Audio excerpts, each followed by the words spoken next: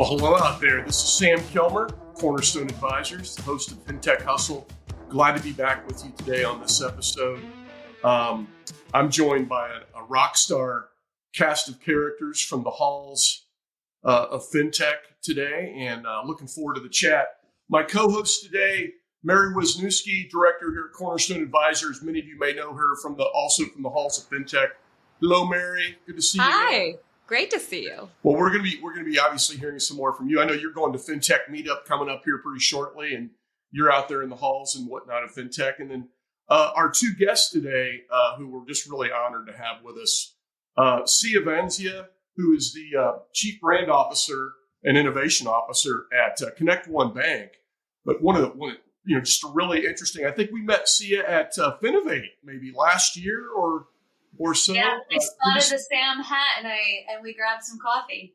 That's right, hats and coffee. But the other thing, just for the audience's edification here, I know in addition to your work at ConnectOne, I think in 2019 you all had you guys have had a lot of developments in New York, New Jersey market as well as Florida. I think Frank Sorrentino refers to Florida being the last borough of New York, I think is New York City's sixth borough. New York City's sixth borough. But you guys, in addition to another borough, let's just call it the FinTech borough, you in 2019 had the acquisition of BoeFly in the small business lending space for sort of direct-to-market FinTech. So that was another reason why I thought just really kind of an interesting story.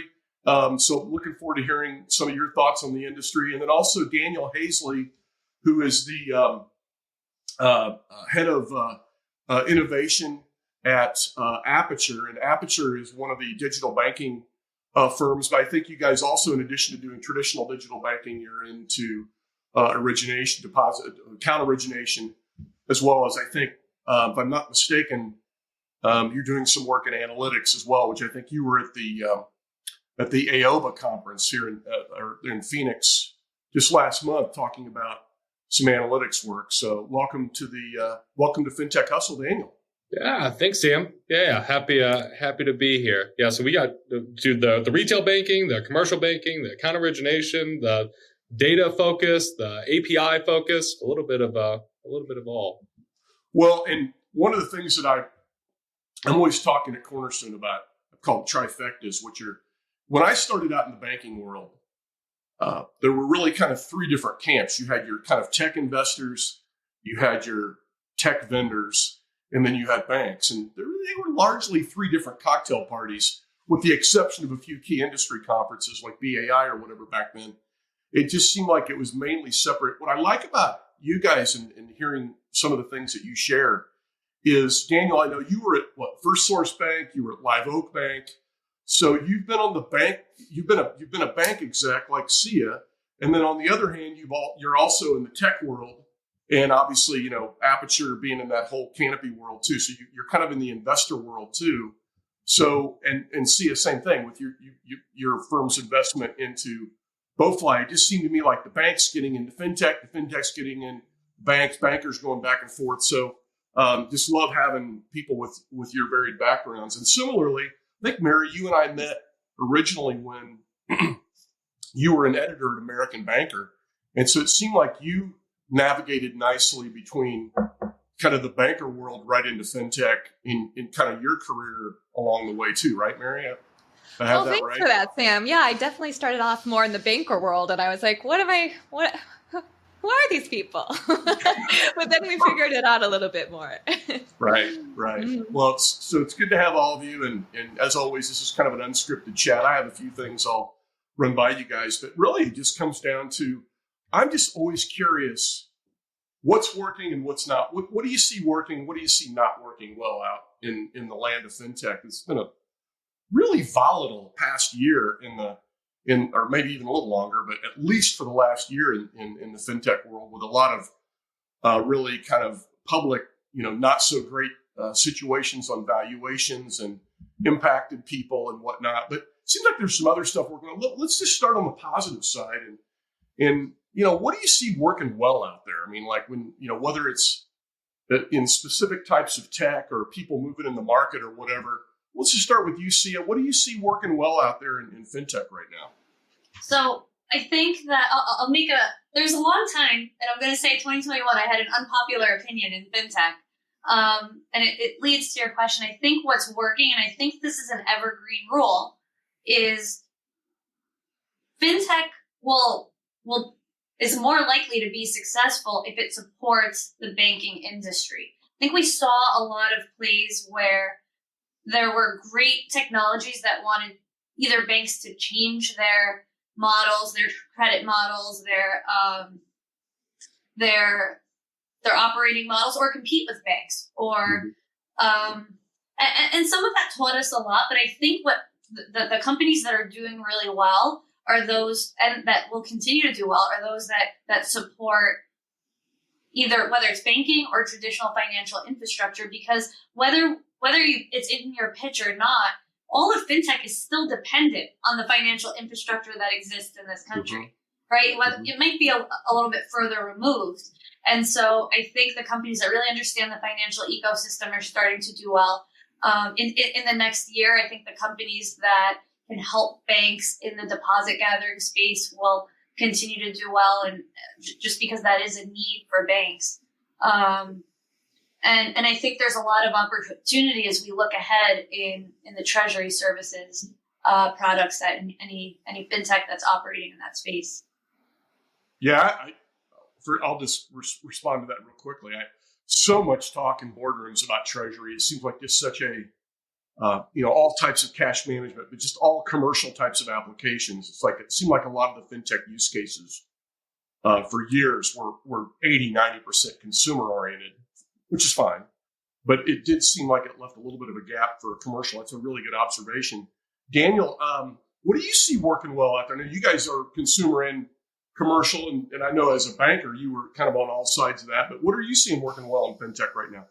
So I couldn't agree more with the kind of focus on business. I think we make our rounds to the conferences, and you see things that pop up and emerge, and then often kind of go subtly into the night, or sometimes go violently into the night, where we have far less talk about crypto than there was last year, be an example, or BNPL, for example. But the focus on business, moving away from strict focus on retail and into business, a lot of conversations where both banks and credit unions that have been more retail focused in the past, heavier focus on not just the big corporate treasury, but SMBs, the true mom and pops of growing small businesses. The other thing is focus on connectivity. So many banks and credit unions come to us and they say, we want to be able to integrate A, B, C, D. Like, they have in their mind these problems that they want to solve. And you have a number of fintechs out there that are kind of point solutions. They exist to solve a very cogent, salient problem. And then it comes to either those banks who maybe they have their own engineering teams and they're able to put forward the work to integrate those folks, or partnering with folks like us who that's what we do, to be able to bring those service providers to the table and provide the connectivity so that banks and credit unions can move as quickly as they're able to incorporate that change. And that's that cycle never ends. Yeah. Very interesting. Mary, let's get you in on this. Any observations there? Yeah, so I guess I'm pulling from AOBA since that was the last event I was at. But of course, everyone's talking about we need deposits. I'm still in awe that someone, there was a tweet that a bank was calling their customers to say, please don't leave me, probably in different words, but that's remarkable. So this is more on the retail side, but something I've seen is there's a company called Atomic, and they've been partnering. They have a partnership with US Bank. I think I just saw they signed with H&R Block, but there's long been this perception and a reality that people are not changing their bank account. And Atomic is it's making it easier to switch your direct deposit. So that's something I'm really focused on, because I still feel like that's a really hard thing to accomplish, even if you make direct deposit easy to switch. But something on my mind. And the other thing on my mind is revenue. A lot of the talk at AOBA was also okay, so overdraft fees, we're not making so much money on that. where can we get new revenue sources? So I'm watching, and I say this threatening because I am meaning it in a threatening way. Like I'm watching for revenue models that are doing harm to consumers or small businesses, because it's just like even worse perhaps than an overdraft fee. Yeah, I'll just add real quickly that Daniel, you mentioned engineering. I hear and see more of our bank clients now. Siya, your background, and Daniel, your background, and what your shops do. I mean, you guys are you're builders and buyers. You're not just simply taking. You're not just buy off the rack people. You're used to putting things together, either as a banker or as a tech firm. I'm seeing a lot more bankers now that, well, they might not want to necessarily build a brand new thing. They're talking about having way more dev resources. And I think to your point, Daniel, around connectivity, just not leaving that they are moving to more point solutions to be competitive, but also they're beefing up their own teams to be able to do some of this integration work so that they're not at the mercy of anyone, which makes them, I guess you could say, a little bit more of a builder. If they were more of an off-the-rack buyer in the past, they're moving now to being a little bit more of a cobbler, if not an absolute builder of something, even if that's just maybe APIs or a little bit of SDK work around integration points. But they've got to take accountability for some of this, as opposed to just relying that somebody's going to take care of it, all of it for me. And that was one thing that I think was interesting. I think another thing, and I think you allude to this too a little bit, Daniel, but I've even heard it in some of the conversations, Siya, around what you all are doing with BowFly, which is, I think, one of the things I remember you saying was, is it good for BowFly? Meaning it's not just what's good for the bank, it's what's good for the consumer. And there's so much data in what we're doing. We've been talking about data for years, but I'm seeing a lot more people put a lot more emphasis into really gritty use cases on applied use of data in a workflow. So no longer this kind of big infrastructure back office thing that gets harvested and then ETL'd and all this other business and then nobody ever kind of gets there. It seems like there's just a lot more workflow-based data things that people are talking about applying in not just cost reduction and reducing fraud, both perfectly wonderful things to do, but in growing their market and growing their client base. I don't know if you guys are working on anything like that, but those things were a couple things that struck me. I think you're 100% right. And that's an effect of, from the bank perspective, we face so many limitations, but because of the inability to access our data in the ways that we needed to, or in the inability to build those integrations or connect systems. And, we sort of got by because the industry faced that. That was an industry-wide problem. But to me, that's why fintech became an industry of its own. And so we learned very quickly what we could be able to do if we could take control of our data sources, if we could connect data that had historically been siloed, and if we can control some of those workflows. Because I've definitely been in a position where we're at the mercy of our vendors to run the integration, and you end up with a less than optimal product for your client base. You end up with longer timelines. And you said it well, so you're at their mercy. And so I'm paying you so you can tell me how to do things. That's crazy. Siya, what kind of data were you able to grab that was especially useful? Well, I think just for most of banking, right? We all run through a couple of different core providers. And so just part of the challenge is our contracts. Part of the challenge is that the age of this technology. We can't just pull the data in a way that we need it in an aggregated way. There's a lot of work that we as banks have had to do. Some banks have taken the middleware approach. Some banks have built a data lake. Some banks have built API libraries. Some banks have done a combination of all of those things in order to say, hey, I just want a holistic view of my client. That for a long time was really hard to do if you weren't doing it on a manual Excel spreadsheet. So I think we're finally at the place, because of the talent we've hired, because of what we learned from fintech, where we've built a good baseline foundation to now go and leverage that and do all of the things Sam talked about. one of the challenges that I see on that same front is where banks and credit unions, like you inherently know, like data. We need access to our data. We need to be able to pull that data in. But then there's the next step of, now what do I do with it? So having the right kind of human capital, the right skill sets inside of your halls, and maybe that is purely inside the bank, and maybe that's in conjunction with a partner to say, now that I have this data, now that I can derive insights and I can glean and I have that 360-degree view of the customer, now what?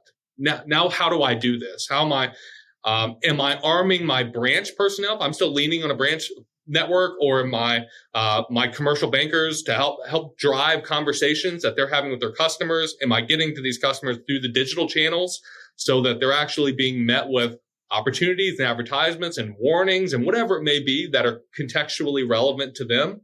I think the hyperscalers have helped and partners have helped be able to get the data, despite some of the players that, making it as hard as it could possibly be to be able to get and standardize and leverage that data.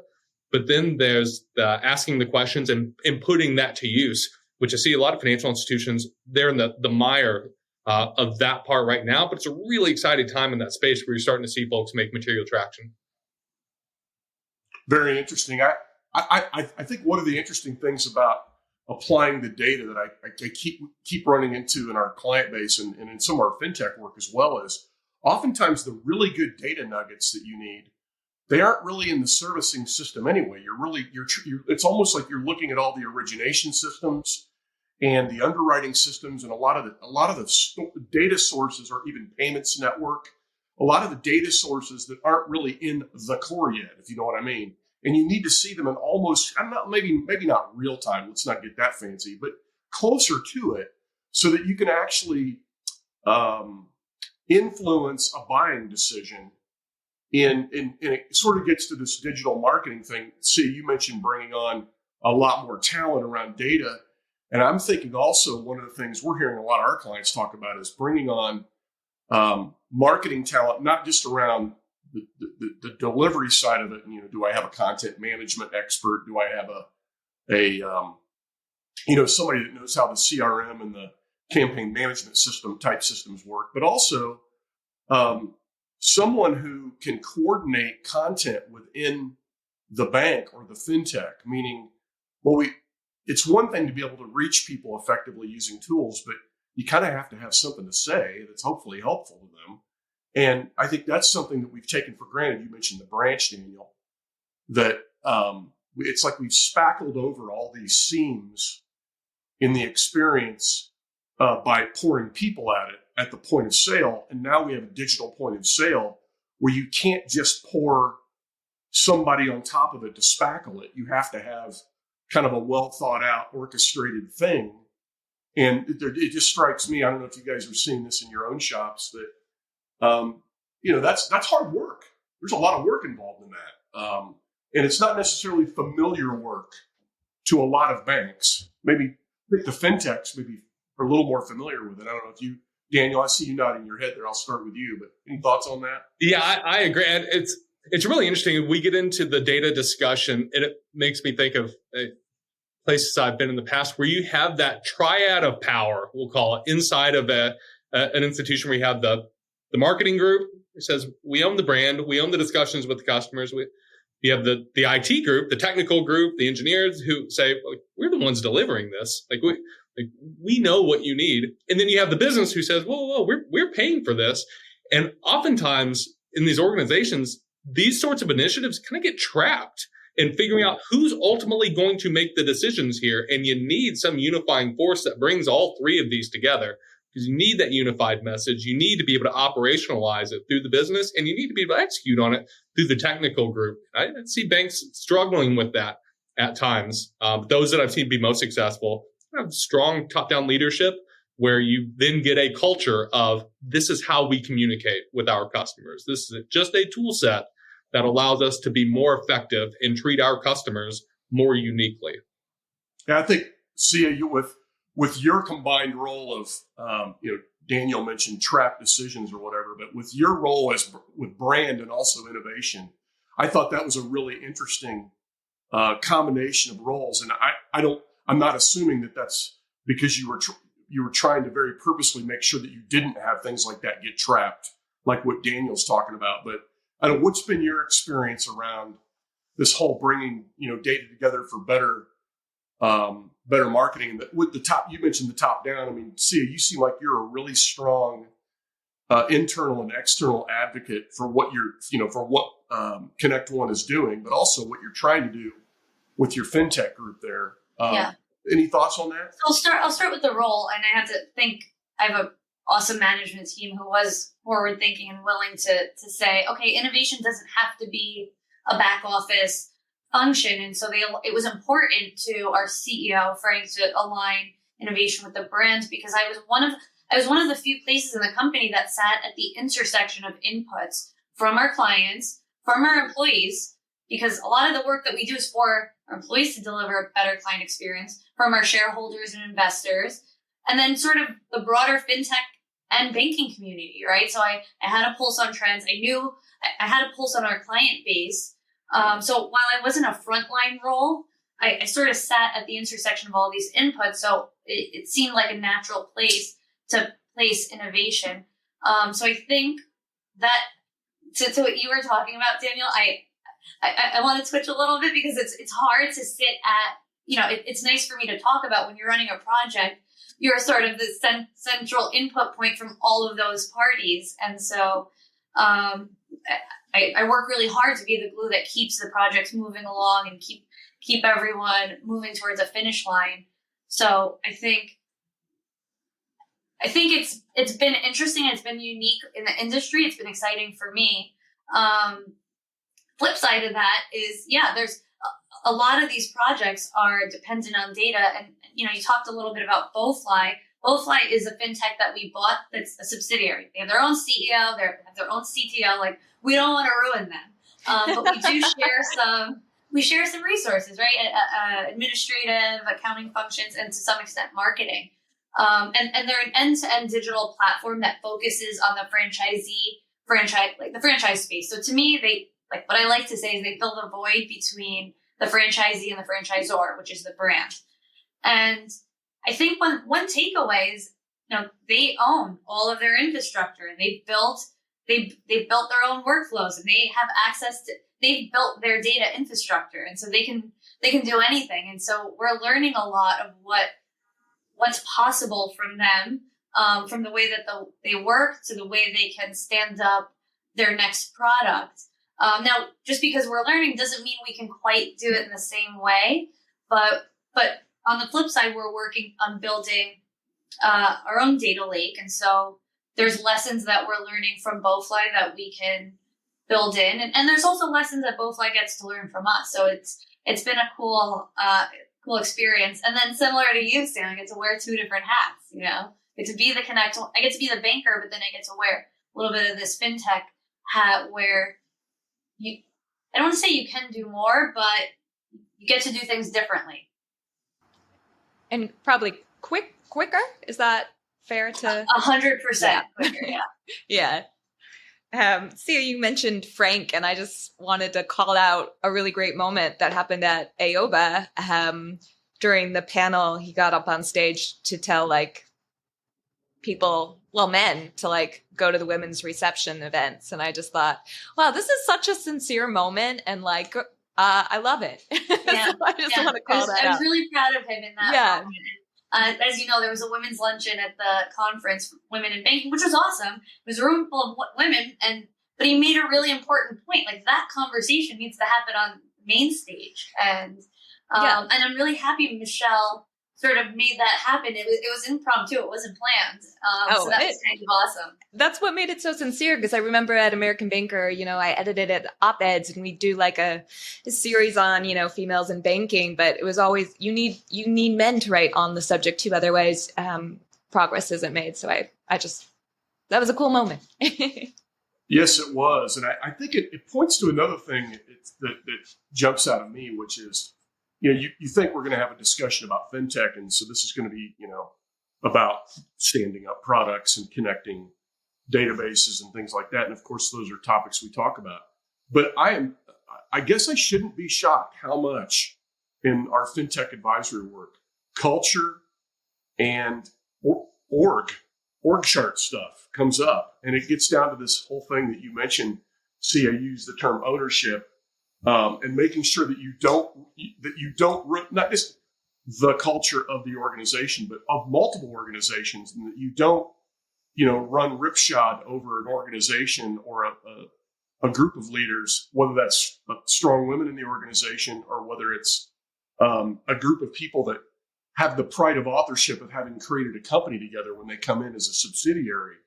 And that figuring that out, I think, to Daniel, one of my takeaways from something you mentioned was no trapped, zero, no, we have to figure out a way not to overburden people with big government projects, but we also cannot trap stuff. Trapping stuff is, back in my early days of coming into this industry as an early, when digital banking was a new thing and I was a chief digital officer, there was just constantly things getting trapped. And I think, another topic I'd love to get your perspectives on, because, this whole embedded topic, it seems like we're still working on, but I think as Mary, Ron lays it out, as, you've got the embedded finance path, which is, you sort of go through the brands, or there's the embedded fintech route, kind of fork in the road, where you're putting together solutions and bringing them to the bank as opposed to embedding the bank into a brand. I just would love your perspectives, Daniel and Siya, on the whole split of embedded finance versus embedded fintech, and what if any of your perspectives on that? And Siya, since you just talked last, maybe Daniel, start with you this time. Yeah. So if I think of embedded fintech as a digital banking provider, we've got 200 plus third-party integrators. Like this is what we've done since the beginning. And it's great. Like we need to continue to make it easier and easier for us to integrate third parties and for third parties to integrate directly to us. And that's kind of digital banking platform 101. Need to continue to invest and make that as easy as possible to move as quickly as possible. I think the entirely new paradigm is, particularly the deposit side of the house, taking that experience and taking those digital banking capabilities, the ability to originate a new account, to see my accounts, to make payments, make transfers, to derive those insights. We talk about data, so the salient insights. And instead of forcing your customers or your members to log into your digital banking site, to come to your bank to see those, instead go out and find them where they are.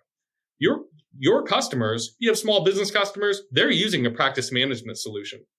You have a student base, you're in a college, like they're using their university bursar for some reason. There are these communities defined not by geography, but instead defined by some common shared problem that have pooled up digitally, that we can then take banking and expose it directly inside those applications. Look, as bankers, we always think we're super important. Everything that we do is just mission critical, and everyone cares about their banking experience and what the reality is. You're a small business owner. You care about time. You care about running your business. You want to make things as easy as possible. You see, embedded banking is the ability to fundamentally change how a bank can grow and can expose itself out to customers, both existing customers and to prospects. And we think we're in the very early stages of it, but we're really excited about the direction that's headed.